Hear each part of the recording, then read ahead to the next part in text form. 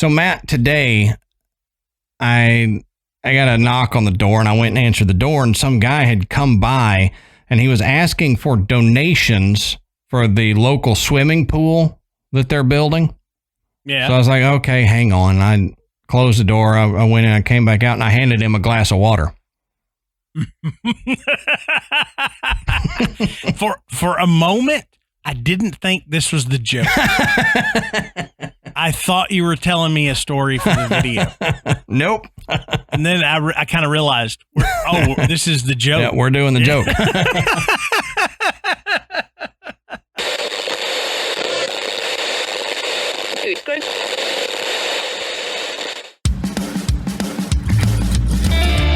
Good evening, everybody, and welcome to the Graveyard. Thank you for joining us tonight. My name is Adam. And my name's Matt. Now, pull up a tombstone or settle into your casket and get comfortable, because this is Graveyard Tales. All right, everybody, here we are again. Matt, how you doing tonight, brother? Better than I deserve, I can tell you that. Hell yeah. Same. So real quick, we want to say go check out the Podbelly Network at podbelly.com. We're proud to be members of the Podbelly Network and proud to be associated with the shows there on the network. You can find a list of shows that are part of the network, and you may find you one that you actually really like. I was talking to my brother-in-law, Robert, the other day, and he did that exact thing. He got caught up on Graveyard Tales, and he's like, I need another show. So he went to Podbelly and found a couple shows to listen to in the interim while he's waiting for us to release another one. So yeah, here's the thing. If Robert can do it, y'all can do it too. And he'll tell you the same thing. So go over to podbelly.com and check them out. It's an easy way to find new shows that may interest you. And I mean, they've got them across all genres, but it's a great resource to find a show that you might not even thought you would enjoy or would have ever found. Right, exactly. We want to thank tonight's sponsors, Care Of and Raycon, and we'll talk a little bit more about them throughout the episode. While you're on the internet, go over to patreon.com/graveyardtales and sign up to be a patron. We appreciate our patrons, and we couldn't do this show without those who have signed up on Patreon. Y'all are like producers of the show because you help keep it going. So we put out a bonus show every week, plus our $10 a month patrons, they get the video version of us recording these episodes with the mistakes left in and all that. So you get here's how it was before I go through and edit out all our mistakes.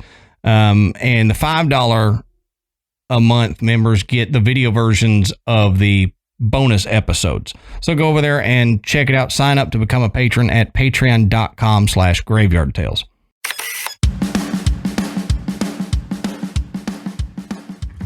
All right, Matt. So let's take a second and talk about one of tonight's sponsors, Care Of. And you have heard Matt and I talk about Care Of before, and it's because we love Care Of. Care Of is a subscription service that ships high-quality, personalized vitamins, supplements, and powders conveniently to your door every month. All you do is you take a short, in-depth quiz about your lifestyle and health goals for a personalized recommendation, which helps eliminate the confusion and getting overwhelmed around finding out what vitamins you need to take and the routine that you need to get on. And Care Of believes that your routine should help you feel your best. So their products and services help you build and maintain a vitamin routine that has a noticeable impact on your health and overall well-being. Yeah, and Care Of is great because when you take supplements and you go to the store, you talk to the guy at the vitamin store, you read stuff online. You get suggestions from friends and maybe even your doctor, and you go there and you look and you're just like, what am I supposed to get here? Right. I mean, Care Of makes it simple. You take the quiz and you give them your goals, and it lays out a plan of supplements to help you meet those goals. And you don't have to worry about, well, should I take this or does this, what's in this and everything. Plus, you don't have your cabinets just loaded full of bottles that you're having to sort through and everything. You get those convenient packs. You know what's in there. Everything's listed. You got all the information. And all you have to do is rip open that pack that's personalized to you and take your supplements for the day. I mean, it couldn't be easier. Right. I tell you what I like about the packets. We go on vacation every summer, and before we started taking care of, I would have my bottles of vitamins and stuff. So then you're thinking, okay, do I pack all of my bottles, or do I dump all of these that I'm going to take for the whole trip into a Ziploc bag and then try to figure out which one's which, or do I label it? You don't have to worry about any of that with Care Of. You just say, okay, I'm going to be gone 7 days on my trip. I pull 7 packets out of there and throw them in my suitcase and go with it. You don't have 15 bottles of vitamins and supplements that your wife is yelling at you because they're taking up space in the suitcase. And you don't have to worry about, if I get pulled over, do I have to explain all these loose pills in a bag? You know what I mean? So, right. That's one of the greatest things about them is just the convenience of the supplements and vitamins being in daily packets. Yeah, the cool thing about the packets is they are made from a plant-based compostable film, so you don't have to worry that I'm throwing these packets and I'm adding trash to the... No, I mean, you can, do what I do. Pitch them in your compost pile, and you're done. I mean, like I said, Care Of, it couldn't be easier. So if you want to get on the Care Of train like Adam and myself, all you have to do is go to takecareof.com and you enter our promo code GRAVE50, that's GRAVE50, and you'll get 50% off your first Care Of order. That's right. To get 50% off your first Care Of order, all you got to do, real simple, go to takecareof.com and enter our code GRAVE50, GRAVE50.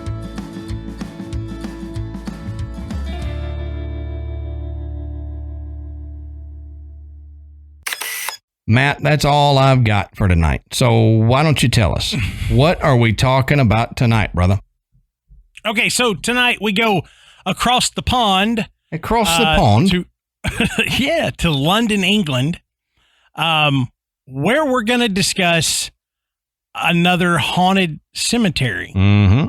And we're going to look at Highgate Cemetery. Oh, yeah. Now, one thing that always is just staggering to me when we talk about, in particular, the cemeteries in the UK, is how big they are. Yeah. Yeah. I mean, they are huge. And I've got some big cemeteries in Middle Tennessee that I've been to. Mm-hmm. They pale in comparison to the size of these things. Oh, I know.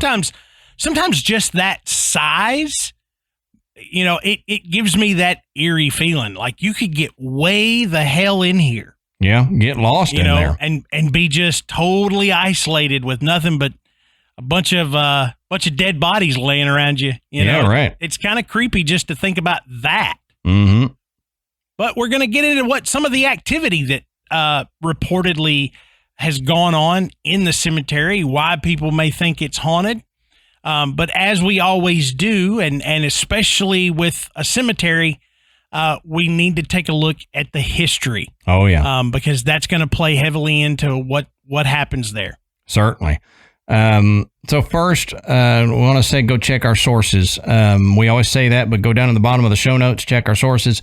You can see where we found all this information, and you can continue the research if you would like to. Highgate Cemetery was actually suggested by one of our patrons a while back, and then another one here recently. So that's another thing. Join our Patreon and you can throw us suggestions. Now, everybody does, and we put them on the list, but, just saying. So like Matt said, we need to look at the history of this. Now, a lot of this history actually I found with the Highgate Cemetery historical records. So a lot of this comes right from their records. A couple other sources, but most of it is from them. So let's get into it. It says in the early decades of the 19th century, London was facing a major crisis. Inadequate burial space, along with a high mortality rate, resulted in a serious problem. There was just not enough room for dead people. Yeah, and that's bad. That's a real bad thing. If you don't have anywhere to put your dead, bring out your dead, then it can cause disease and a whole lot of other things. So it was a big crisis for London at the time. Now, graveyards and burial grounds were crammed in between shops, houses, and taverns, and just wherever there was space. Now, in really bad situations, undertakers dressed as clergy performed unauthorized and illegal burials. Bodies were wrapped in cheap material and buried amongst other human remains in graves just a few feet deep. Quicklime was often thrown over the body to help speed up decomposition so that within a few months the grave could be used again. So that's pretty bad. Yeah, I mean, imagine you're like, oh, well, that one's ready. What about this one? Nah, we just did that one a month ago. Yeah, right. It needs another 2 weeks. Oh yeah, they're way ready. Yeah. Yeah. I mean, you got to keep up with that stuff. Mm-hmm. They probably had a daily planner just for which graves were ready.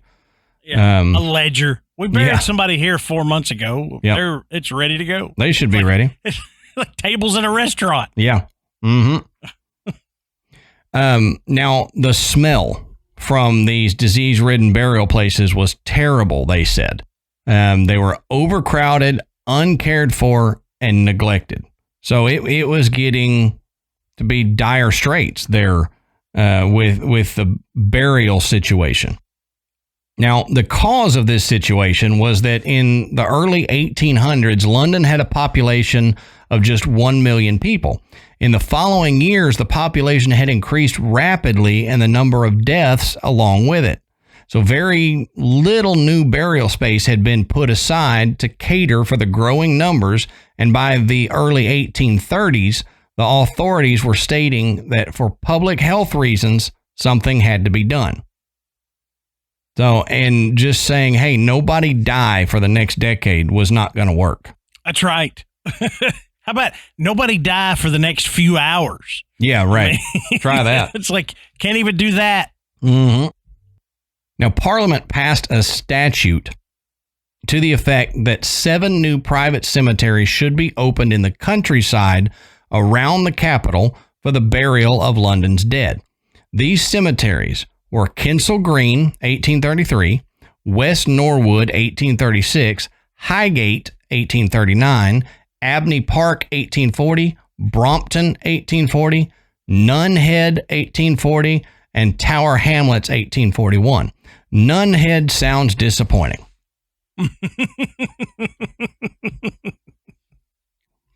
That's all I'm going to say. Moving on. In 1836, an act of Parliament was passed creating the London Cemetery Company. Now, Stephen Geary, an architect and the company's founder, appointed James Bunstone Bunning. What a name. Yeah. Bunstone Bunning. I don't want a Bunstone, I'll tell you that. But Bunstone Bunning was appointed as surveyor and David Ramsey, renowned garden designer, as the landscape architect. And that's not Dave Ramsey, the financial guy. That's maybe a relative of his, but it's not get out of debt Dave Ramsey. Now, a head office was opened at 22 Moorgate Street in London. The sum of £3,500 was paid for 17 acres of land that had been the grounds of the Ashurst estate. Descending the steep hillside from the Highgate village was where this was. Now, over the next 3 years, the cemetery was landscaped to brilliant effect by Ramsay, and they had exotic, formal planting complemented by the stunning and unique architecture of both Geary and Bunning. Now, it was this combination that was to secure Highgate as the capital's principal cemetery. So they're already talking about how it's a beautiful place. Mm-hmm. And at its prime, I'm sure it was, from everything I've read, it was an immaculate cemetery. Yeah. Now, on Monday, May 20th, 1839, the cemetery was dedicated to St. James by the Right Reverend Charles James Blomfield, Lord Bishop of London. 15 acres were consecrated for the use of members of the Church of England, and 2 acres set aside for dissenters, people who are not part of the Church of England. Just 2 acres, huh? Just 2 acres for you dissenters there. Now, rights of burial were granted for either a limited period or in perpetuity. Now, the first burial on May 26, 1839 was Elizabeth Jackson. She was 36, and she was from Little Windmill Street in Soho. So it would be interesting to be the first person buried at a new cemetery. That seems interesting to me, and I don't know why. Oh, yeah. It's you don't get to enjoy it, but, it might be neat for your family. Yeah. Hey, yeah. We're first. This kind of sucks, but yeah. Okay. It's it's kind of an interesting thing to have, but then it's also sad. Now, the unparalleled elevation overlooking London, rising to 375 feet above sea level at its highest point, along with its unique architecture, meant that the wealthy would be encouraged to invest. The millionaire newspaper owner Julius Beer was one such investor who built the cemetery's most impressive monument. He built it for his 8-year-old daughter, Ada. Now, this goes on to say that 2 chapels, one for the Church of England and the other for dissenters, were housed within one building, built in the Tudor Gothic style, topped with wooden turrets and a central bell tower. And the archway beneath the bell tower gives an imposing entry into the cemetery. So they went all out for the chapels. Now, in the heart of the grounds was created the Egyptian Avenue, an imposing structure consisting of 16 vaults on either side of a broad passageway, entered via a great arch. So that sounds pretty fancy, too. We're gonna rock on to Egyptian Avenue. That's what I thought. In fact, we got 16 vaults. Every time I hear Avenue, that's what I think of that song. Anyway. Now, these vaults were fitted with shelves for 12 coffins and were purchased by individual families for their sole use. Now, this avenue then led to the Circle of Lebanon, which was built in the same style and consisted of 20 vaults on the inner circle, with a further 16 added in the 1870s, built in the classical style. Now, the circle was created by earth being excavated around an ancient cedar of Lebanon, a legacy of the Ashurst estate, and was used to great visual effect by the cemetery's designers. It says that above this, a separate Gothic-style catacomb named the Terrace Catacombs, due to its position on the site of the earlier terrace of Ashurst House, was completed in 1842. Now, this was built with an impressive 80-yard frontage and room for a total of 825 people in 55 vaults of 15 loculi each loculus being sold individually to house one coffin. Now, Highgate attracted a varied clientele, and over the next 20 years became one of the capital's most fashionable cemeteries. That's a weird comment. That's right. It's like I have to be I have to be this posh member of society by being buried here. I'm not going to get anything from that. Right. I mean, but if I can tell people while I'm still alive that's where I'm going to be buried. Yeah, it's fashionable to be buried there. So have an artist working on my monument, years before I die, that kind of stuff. Yep. Just seems weird. But in 1854, the London Cemetery Company was so profitable that the cemetery was extended by a further 20 acres on the other side of its Swains Lane site. This new ground, now known as the East Cemetery, was opened in 1856. Now, a tunnel beneath Swains Lane connected the new ground with the Church of England Chapel in the older west side. Now, with the aid of a hydraulic lift, coffins would descend into the tunnel and remain on cemetery ground for the passage to the other half of the cemetery. So that's kind of cool. Mm-hmm. Now, the first burial in the new ground took place on June 12, 1860, and it was Mary Ann Webster, the 16-year-old daughter of a local banker. By that point, there were over 10,400 graves within the older part of the cemetery. During a short period of this decade, an average of 30 burials a day took place. Good God. Mm-hmm. Including the burial in the West Cemetery of Tom Sayers, the famous bare-knuckled prizefighter, who to this day boasts the largest funeral in the history of the cemetery, with press reports of over 10,000 mourners in attendance, including Lion, his faithful dog, who was chief mourner. All right. I'll be doing good to have 10 people at my funeral, not 10,000. You'll have more than 10. Maybe 11 or 12. Now, this says that inarguably the most famous interment in Highgate Cemetery is in the East Cemetery, and it's that of the philosopher Karl Marx, who died in 1883. His grave must now be amongst the most visited in London. Yeah, I would imagine. Just to go, hey, yeah, there it is. Yep, I saw Marx's grave. Yep. Now, by the turn of the century, the desire for elaborate funerals was waning, and families began to choose less ostentatious memorials than the previous decades.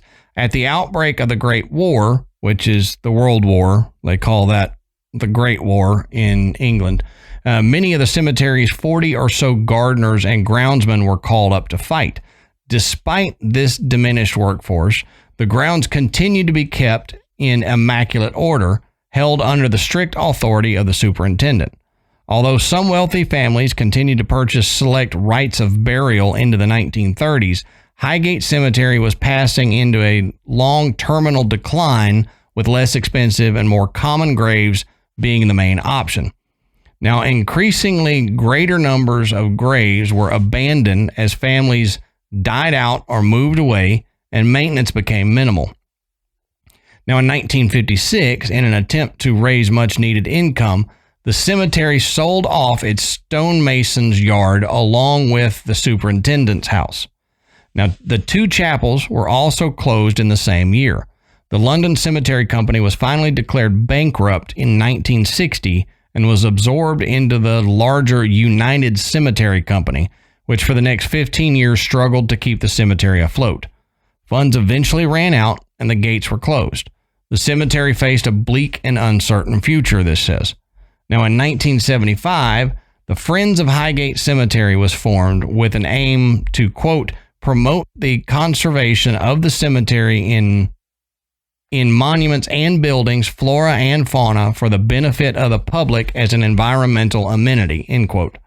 Work began to clear through the overgrown landscape and repair some of the memorials which had been damaged by vandals during the cemetery's decline.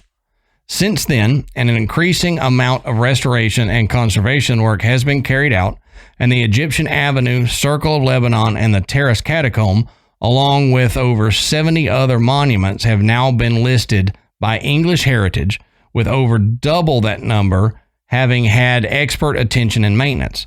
During 2011, the chapel interior was restored to its 1880s color scheme and reopened for funerals. So that's cool. They're trying to revamp it to its original glory. Yeah, and that's good. I mean, because, there's over, 100,000 people buried there? There's a lot of the folks, I'm sure, whose families are long gone. Mm-hmm. But there's plenty of folks there that, they still have descendants that would better be able to visit their grave. That'd be one of the first things I would do if especially now. You do one of these family tree sites and you learn, hey, I'm related to this guy from, all the way back in, 1891. Mm-hmm. And he's buried over here. I can actually go and visit the grave of my great uncle or something. But with Highgate being in such disrepair for so long, it was difficult for any families to do anything like that. That's right. And, you were talking about the genealogy stuff and all that. There are a few people buried here that are worth mentioning. So let's talk about a few of these, and then I'll kind of tell you a little bit more about a couple of them. Now, Edward Hodges Bailey is buried there, a sculptor. Roland Hill, originator of the modern postal service. John Singleton Copley, who was an artist. George Eliot, or Mary Ann Evans, who was a novelist. Michael Faraday, who was electrical engineer. William Freese Green, inventor of cinematography. Henry Moore, a painter. Karl Marx, father of communism. Elizabeth Eleanor Siddle, model of the pre-Raphaelite Brotherhood. And, as Matt and I were talking before we started, Douglas Adams, who wrote The Hitchhiker's Guide to the Galaxy, are all buried here. Now, this is another thing Matt and I were talking about before the mics were turned on, but for its protection, the oldest section, with its impressive collection of Victorian mausoleums and gravestones, plus the elaborately carved tombs, they allow admission only in tour groups. The newer section, which contains most of the angel statuary, can actually be toured unescorted. So if you want to go into the old part, you've got to be with a tour group. And like we were saying, it's for protection of the mausoleums and all the expensive and ornate burial areas. Right. Now, some of the people that I mentioned that were buried here, we'll look into a little more deeply. One of them is Roland Hill. And Roland Hill is a man usually credited with the invention of the modern postal service.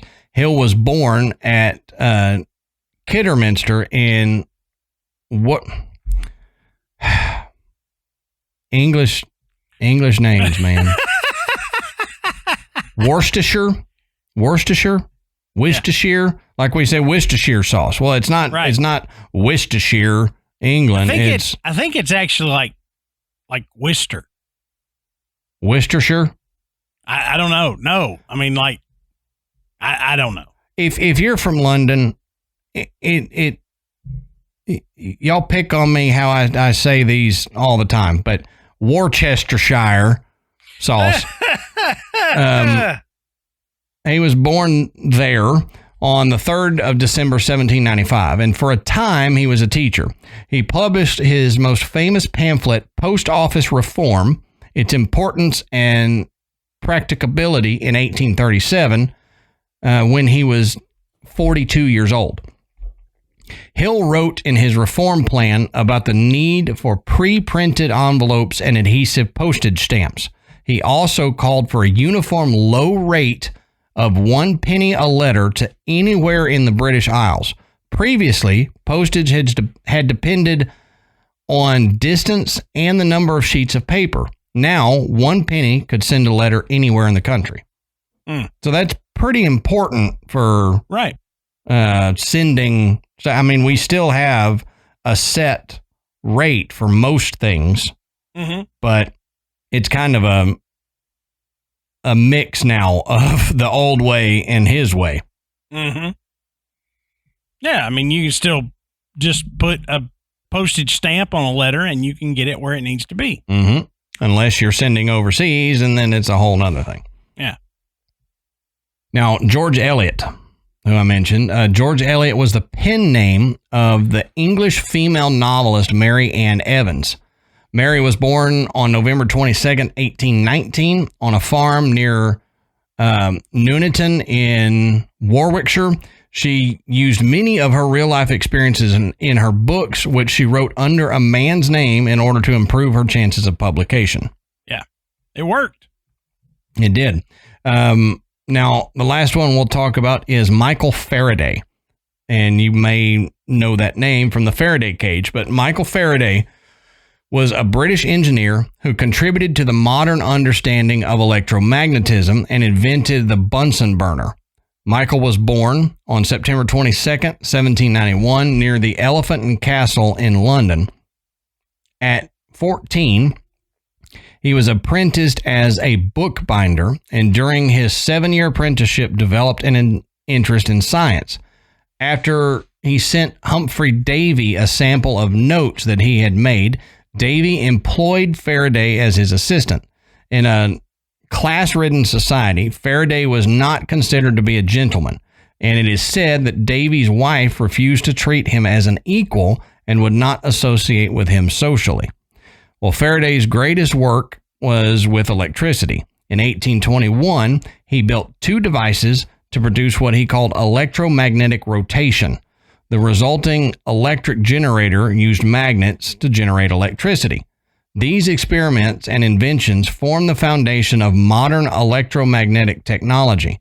10 years later, in 1831, he began his great series of experiments in which he discovered electromagnetic induction, his demonstrations proving the concept that electric current produces magnetism. And there you go. There you go. But a lot of famous people buried in Highgate, along with tons of others. And with all these dead bodies lying around, you would think maybe, just maybe, there's a few spirits that decide to roam around the grounds of the cemetery. Oddly enough, there aren't very many that are actually associated with anyone buried there. A lot of the sightings, a lot of the reports are just, general sightings of many varied spirits. But the first documented claim of paranormal activity in the cemetery was made in the 1960s by a man named David Farrant. And he published his sightings of a gray, tall man wearing a top hat in a letter to a newspaper, encouraging others to report their sightings as well. So he's saying, hey, I know I'm not the only one. Other people have seen this. You need to send in your sightings so we can have records of it. So the Hat Man, as he came to be known, was a regular sighting in the cemetery. He would walk casually across the road and disappear into a wall.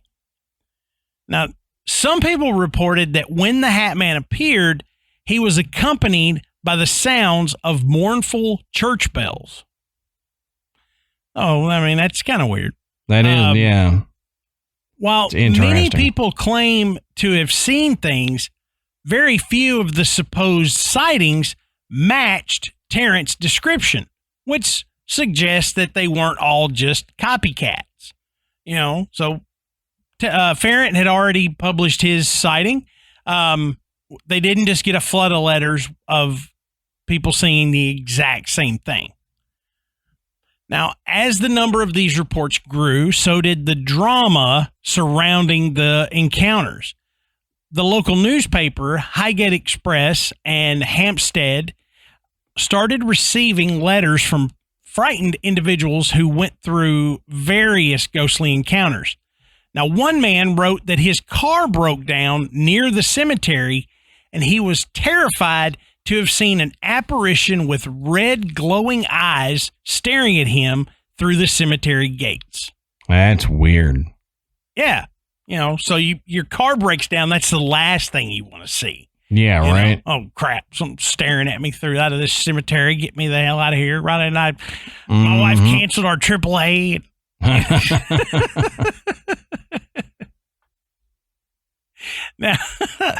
Now, another fella who was walking down Swain's Lane claims he was knocked to the ground by a creature that seemed to glide from the walls of the cemetery.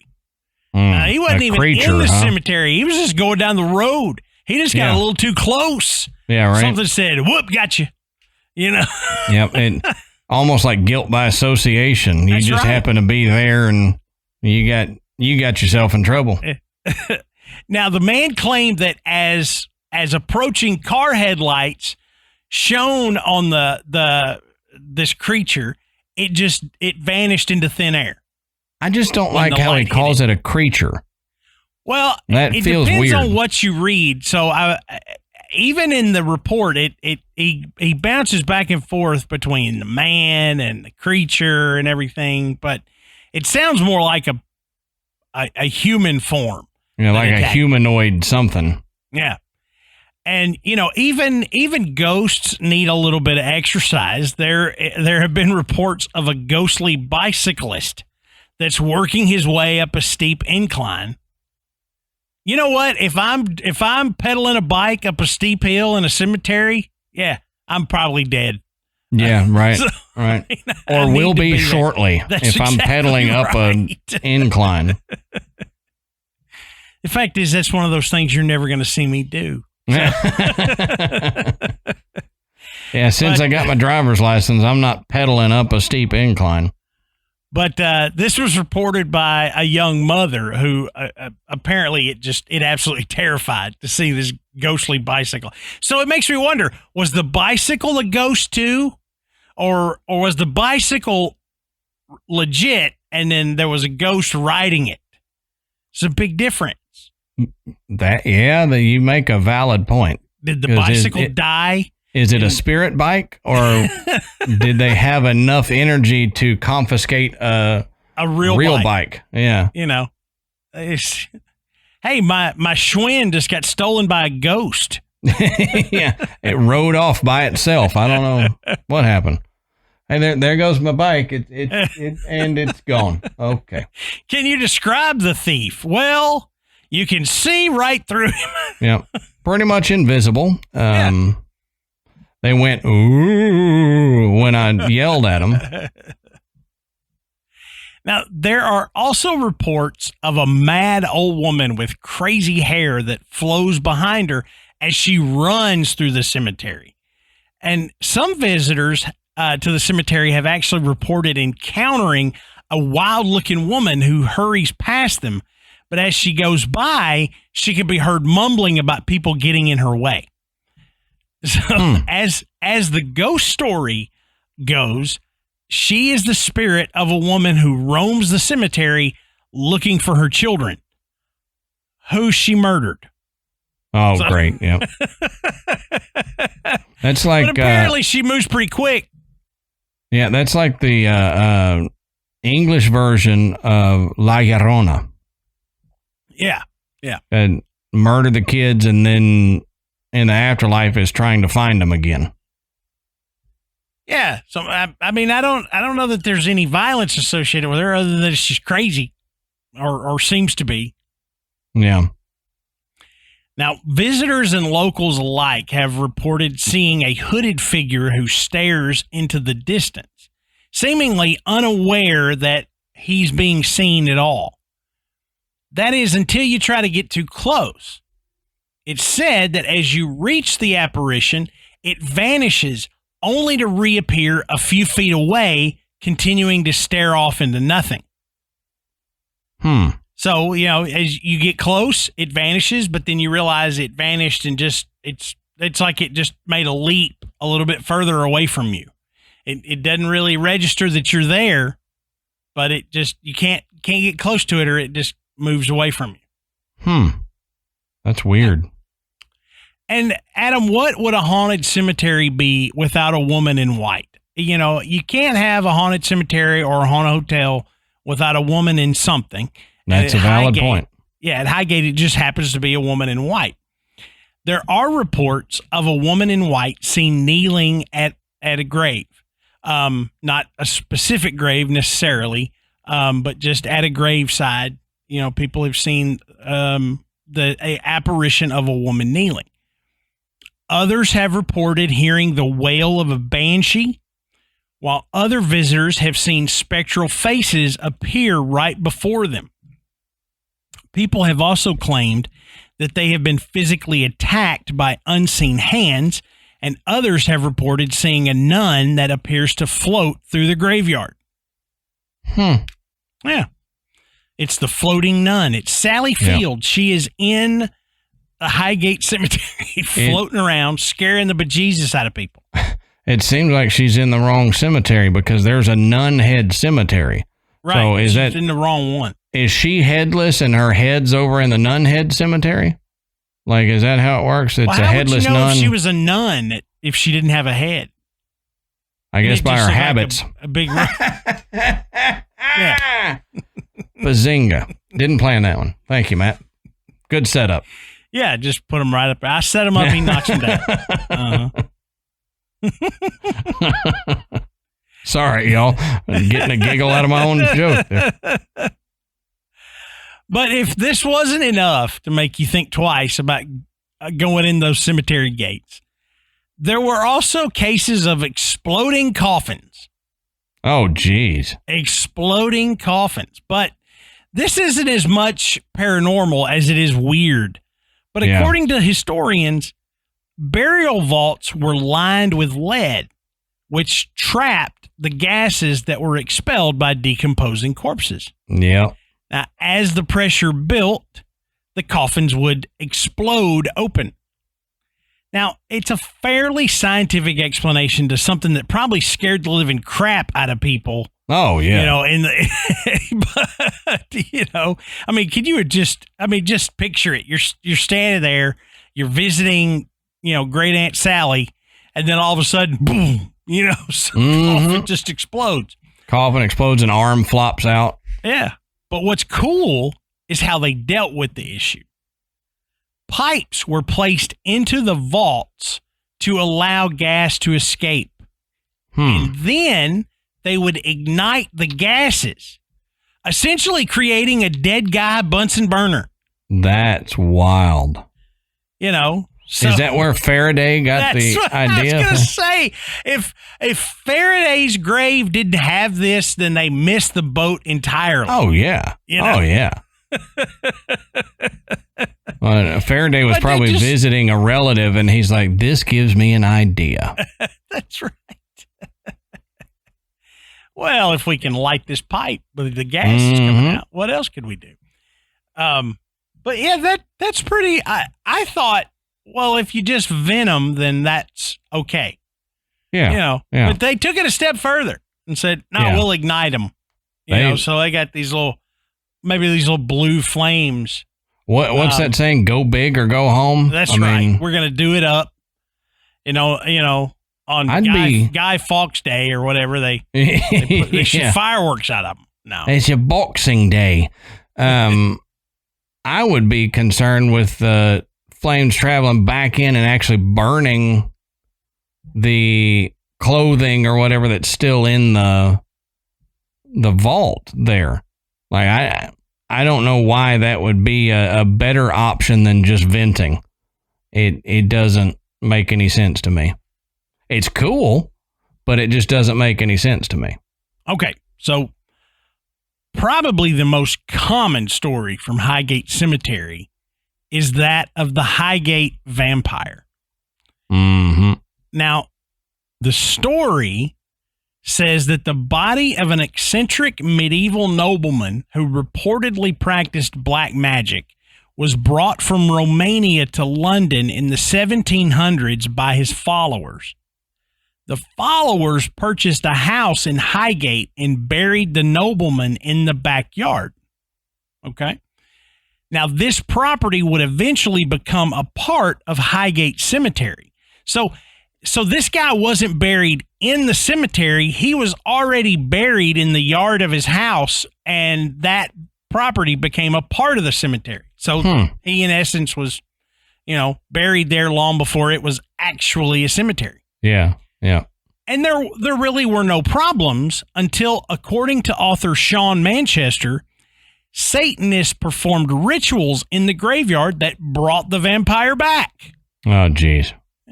And they probably didn't even know. They were just in there doing stuff. See, that's why we tell people, look, you screw around with this stuff, it screws right back with you. So you don't know. I mean, you're out there, you're doing the ritual, you're just having fun on a Friday night, and you had no idea that there was, a 300-year-old vampire buried in your backyard, and now you've woken him up. So look at all the problems it causes.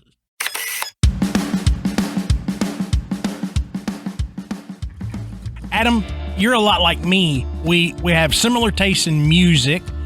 We like similar podcasts. And Amanda and I really dig audiobooks. Right, yeah. And we're listening to a great series of audiobooks right now. And sometimes I don't want to quit listening when I get out of the car. Okay? I'm in a good spot, and it's hotter than blazes, so I don't want to sit in the car to listen to the rest of this chapter. My Raycons make it so easy to keep right on listening. I mean, I pop my Raycons in, I get out, I can head in the house, and I can keep listening to my book, and it sounds perfect. Yep. You just can't beat it. My Raycon wireless earbuds are always with me. I never leave home without them. I've always got them because you never know when I might need to take a phone call, when I've got some, I've got to wait for something, and I may want to listen to a show, listen to a book, listen to some music. I've got my Raycon wireless earbuds right in my pocket. Pop them in and connect right away. Raycon's everyday earbuds look, feel, and sound better than ever. They have optimized gel tips for the perfect fit. Yeah, they fit down in your ears, and you find the right size. They will not fall out. They are absolutely comfortable, and you could do a backflip, and you couldn't get these things to come out. Right. Okay. And one of the things that I really enjoy is that they offer 3 different sound profiles that match what you're listening to. So maybe I'm listening to, if I'm mowing the grass, I like to listen to the Grateful Dead, and I can turn on the profile that makes it sound good. If I'm listening to a book, I may not want all that extra bass. I want to hear the vocals clearly. I change my sound profile. Right. Boom. Now sounds perfect. Same with podcasts. You fix it to what you're listening to, and you're going to love how it sounds. Oh, yeah. We all 3 of us, me, Ashley, and Michael, have a pair of Raycons because we love them so much. And sometimes I'll realize that Michael has it on the noise isolation mode because I'm yelling at him and he's not responding. So they really do work. They cut out all external noise. Like Matt's saying, it's good for mowing the yard, or it's good for ignoring your parents if that's something you like to do. But I like to wear them anytime I'm doing anything around the house. If I'm doing yard work, if I'm doing some construction project or something like that, or if I'm folding laundry or vacuuming, the exciting stuff. But I wear them all the time, and then we also wear them to the gym. So the cool thing is Raycons give you 8 hours of playtime and a 32-hour battery life. Then when you need to charge it, it's super easy, and you can even do it wirelessly, which is awesome.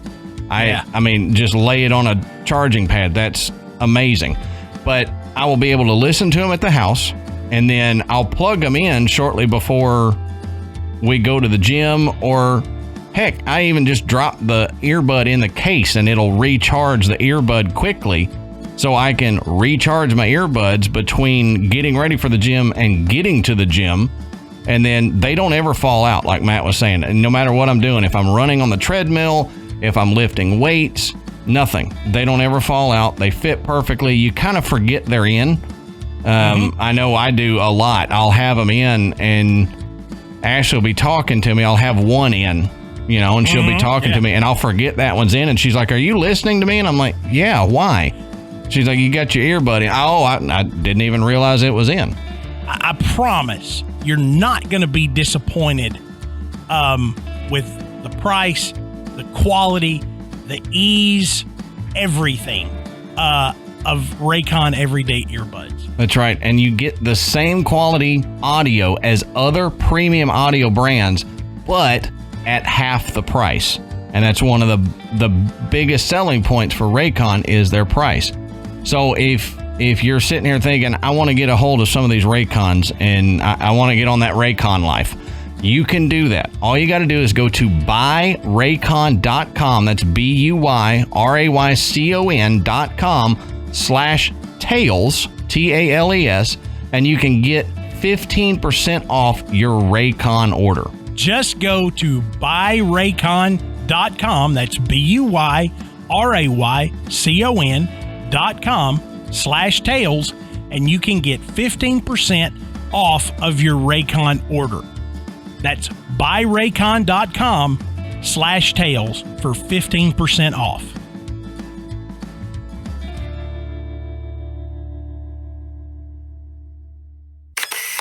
Well, and you got,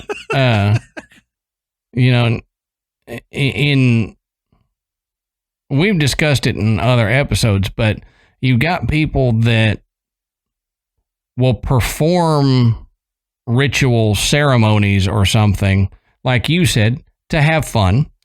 And I would say 80% of the time they don't expect anything to happen or whatever. And most of the time it probably doesn't. But every now and then you get somebody that does it and they do it correctly on accident. Or they do it incorrectly and cause some other mistake, and it causes some crap to happen. And you've either become possessed or you caused a haunting or something because you were out there trying to be cool and show off to your girlfriend that, look, I'm not scared of this stuff or whatever. So just don't play around with it. Right. You probably don't know what you're doing, so don't play around with it. That's right. That's right. Now, in 1968, on Halloween night, a group of teens broke into the cemetery. They reportedly arranged flowers taken from the graves into circular patterns with arrows pointing to a new uncovered grave. The body inside had been disturbed, and an iron stake had been driven through the coffin lid into the corpse's breast. Since then, there have been reports of people seeing gray figures walking around in the cemetery.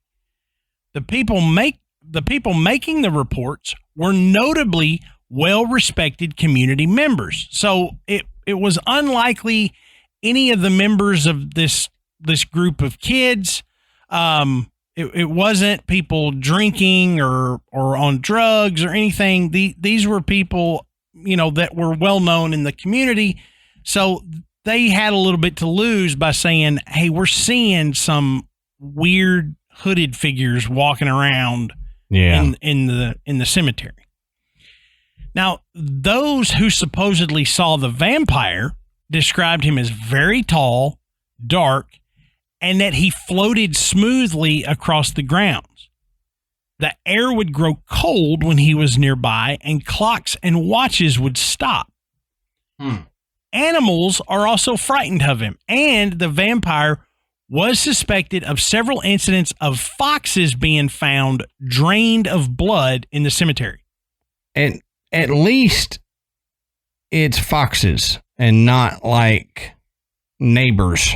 Right. Yeah. I mean, we could deal with some foxes being drained of blood, but the story of the Highgate vampire doesn't end there. Now, David Farrant, or Farrant, how did I say it earlier? I don't remember. I don't either. Okay, anyway. So I think it's David Farrant, who we talked about earlier. was apparently an avid believer in the Highgate vampire, as well as was his rival, Shane Sheffield. And the two kept the national news focused on the supposed vampire. By the end of the 1960s, the vampire had become such an iconic story that Highgate Cemetery was the filming location for the movie Count Dracula. That's cool. Yeah. I mean, it was just kind of well known that there was a vampire that was in Highgate Cemetery, so they filmed the movie there. Now, why not? Oh, go ahead. I just say, why not? I mean, it's cool. You might get an extra vampire on set if that's the case. Wouldn't that be neat? People go back and watch that movie and you could see somebody in the background. Like, there he is. Yeah. It's like, that's not an actor. He just kind of skittered into the frame. He was probably trying to come in and tell them they were doing stuff all wrong. Yeah. I do not sound like that. Yeah. And that's not how. I don't go blah, blah, blah, blah. Yeah, right. I don't say, I want to suck your blood. I just walk up and go, hey, I'm about to suck your blood. And that's all I do. Yeah, here we go. I may not even tell you next time. Despite agreeing on what haunted the cemetery, Sheffield and Ferrant spent their energies trying to discredit one another. And the rivalry got so bad that in 1970, the two agreed to have a, quote, wizard's duel in the cemetery itself. Okay? I mean, this is just like, it's gone off the rails. These two guys are going to have a wizard's duel. This is in 1970. I mean, there's no Harry Potter. I mean, they're going to have this wizard's duel. But unfortunately for them, ITV News caught wind of the duel and decided to highlight it as a distraction from the intense political news at the time. Mm-hmm. So on Friday the 13th, the station interviewed Ferrant and Sheffield. The interviews caused such a mass rush of quote-unquote hunters to the cemetery that it caused this huge frenzy, and most of the bodies in Highgate were dug up, staked, and or disturbed in various ways. My Lord. So, I mean, it whipped this community into a frenzy, thinking they're going to go and start staking all these damn corpses because they're vampires. I don't even know what to say, man. That is wild. Yeah. I wish they'd have just done the duel and like videoed it or something so I could see a video of this duel. I mean, graves were desecrated, remains were taken and left outside areas of the cemetery. One man reportedly found a skeleton in the driver's seat of his car. Oh my God. I mean, seriously. And people do some crazy things, That's just, when you get that mob mentality. Oh yeah. Yeah. I don't understand why. Okay. You're going to go try to stop them from becoming vampires. Fine. Not really fine, but you know what I'm saying. Go do that. Wait a minute. Yeah, whatever. Go do your thing. But then you're going to desecrate the corpses by just flinging them around outside of the cemetery, putting them in people's cars. How is that stopping vampires? I know. It's doing nothing for anyone. No. Yeah. No. Except you're getting some shiggles, and it's just, I don't get it, man. Yeah. And giggles. I get it. I like it. But after that incident, most of the hunters were prosecuted, and the cemetery was bought by a mysterious group known as the Highgate Friends, which Adam mentioned earlier. The group closed the cemetery off for years and eventually opened a small section to visitors. But as Adam said, the west side is still closed off and it's only available to guided tours. And I did find an article that said that some of these hunters were actually brought before the the Highgate Friends, treating them almost like they were some weird, mysterious society that was overseeing the cemetery now. So I don't know how accurate that is. I only found one article that said it, but I thought that was kind of cool if now this secret society runs the Highgate Cemetery. That is interesting. But who knows? I would like to know. But who knows? But it is widely believed that at least a chunk of these stories are true. That people have seen multiple things inside the cemetery, have had many, many varied experiences, so it is believed that the cemetery is haunted. I would say I agree based on the number of stories. There's not, but because as we said, there's only a portion of it that you can just actually go in and walk through. You have to schedule a guided tour to see other parts of it that are off limits. But even still, there's not a lot of reports out there in the modern day of what people see, just because there's not people milling around and snooping and searching or paranormal investigating Highgate Cemetery. Right. There have been a lot of amateur investigators that have visited the cemetery in hopes of catching a glimpse of something, but they really can't go in there and spend the night like they would want to, and so there have been a few psychics that have visited there, and they say they feel a weird energy that is just like, you don't belong here. And I've heard that from other psychics that have visited cemeteries, and it's not an angry thing. This is a place of the dead, right? And it's no place for the living. That's the feeling that they get.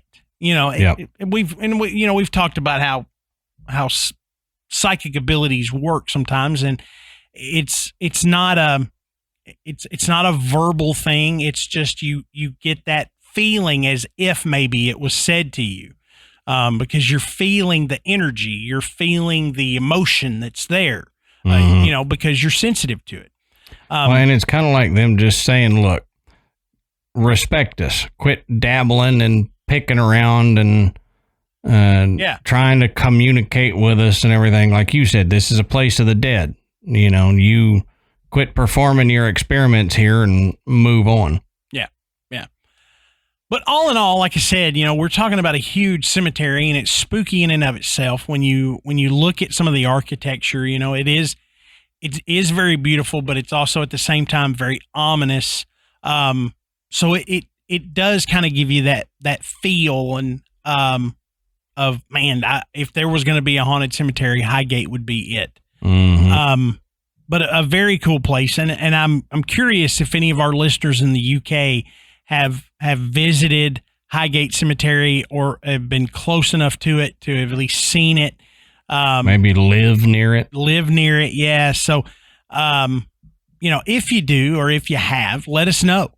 And the best place to do that is in our Facebook group. You just go on Facebook, search Graveyard Tales. You'll find our show page, and you'll find the group. It's called The Graveyard. And that is a really great place to share stories, because we all want to hear them, and it's a safe place. Nobody's going to pick at you or poke fun at you or call you a nut job, anything like that. But you can also find us on Instagram and Twitter. You can check out our webpage. It is graveyardpodcast.com. And on our site, you can find links to purchase Graveyard Tales merchandise. You can listen to the show, and you can become a patron. And we always take time to thank the folks that have donated money to the show. It really, really does help keep Adam and I going at this, and keeping the show, free to you guys. And that's what we want to do. So for Highgate Cemetery, that's all I've got. What about you, brother? Yep, that's all I got. And all I can say is Stop desecrating corpses. Yeah, don't do that. Desecrating corpses is bad. Mm-hmm. Even if you're hunting for vampires, it's bad. Yep. So until next time, we'll save you a seat in the graveyard. See you soon.